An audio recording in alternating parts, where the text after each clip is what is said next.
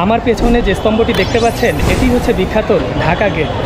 ঢাকা গেটের অবস্থান ঢাকা বিশ্ববিদ্যালয় এলাকায় কার্জন হলের পাশে দোয়েল চত্বরের ঠিক উত্তর পাশে এটি অবস্থিত। দুই পাশে ও মধ্যখানে মিলিয়ে মোট 7টি স্তম্ভ রয়েছে এই তোরণে। স্তম্ভগুলোর ব্যাসার্ধ 150 থেকে 180 ইঞ্চি। প্রতিটি স্তম্ভের ছাদের অংশে আছে নান্দনিক ঢঙের চৌকোনা শেড। শেডের ওপরাংশে টোপরের মতো অংশটির নাম আমলা কলস। ডানে ও বায়ের স্তম্ভ তিনটি ক্রমশ ঢালু দেয়াল দ্বারা সংযুক্ত। 1660 সালে ঢাকা শহরের সীমানা নির্ধারণের পর সুবেদার মীর জুমলা শহরের প্রবেশদ্বার ও স্থলপথে বহিঃশত্রুর হাত থেকে শহর রক্ষায় নিরাপত্তা চৌকি হিসেবে এই গেট নির্মাণ করেন। মোগল আমলে বুড়িগঙ্গা নদী হয়ে ঢাকায় প্রবেশ করতে ব্যবহৃত হতো এই গেটটি, যার বয়স এখন 364 বছর।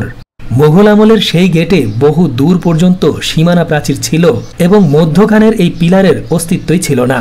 মোগল পরবর্তী ব্রিটিশ পিরিয়ডে ঢাকার তৎকালীন ম্যাজিস্ট্রেট চার্লস ডস রাস্তা প্রশস্ত করে গেটটি সংস্কার ও পুনর্নির্মাণ করেন, আর তাতেই রাস্তার ডিভাইডারে যুক্ত হয় মধ্যখানের এই স্তম্ভটি।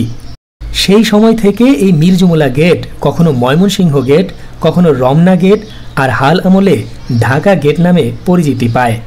চার্লস ডসের নির্মিত সেই প্রবেশদ্বারটি কালের পরিক্রমায় বেহাল দশায় পরিণত হলে 2023 সালে ঢাকার মেয়র ফজলে নূর তাপসের উদ্যোগে এটি বর্তমান রূপ লাভ করে।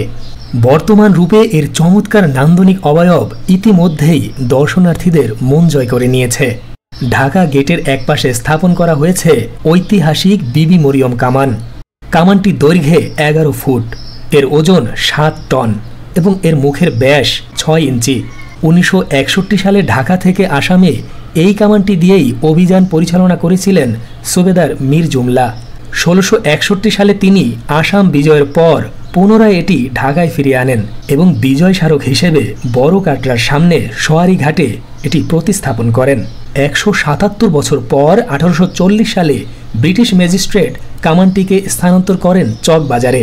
তারও 85 বছর পর এটি সদরঘাটে স্থাপন করা হয়। পরে পাকিস্তান আমলে এটি গুলিস্তানে এবং স্বাধীন বাংলাদেশে এর ঠিকানা হয় ওসমানী উদ্যানে। তবে 2023 সালে এই মীর জুমলা গেটে মীর জুমলার কামানটি প্রতিস্থাপন করে এদের যুগলবন্দি করা হয়।